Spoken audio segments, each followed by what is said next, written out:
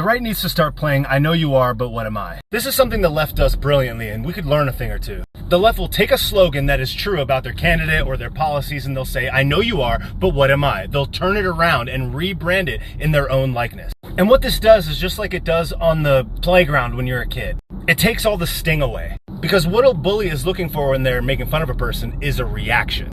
It's not until they see that their insult doesn't sting anymore that they move to the next insult. Like if you called somebody the pig man and then they just walked around being like, I'm the pig man, I'm the pig man. It's like, all right, next. You saw them do this with Let's Go Brandon. They just started calling Joe Dark Brandon. And before you know it, it doesn't have the same sting. They did the same thing with cognitive decline. We always talked about how Joe is in cognitive decline. So they just said, Trump has cognitive decline. I know you are, but what am I? Eventually, the electorate doesn't know which side is true, and the insult as a whole becomes less effective. And the way that the right needs to use this right now is the threat to democracy line. They keep saying Trump is a threat to democracy.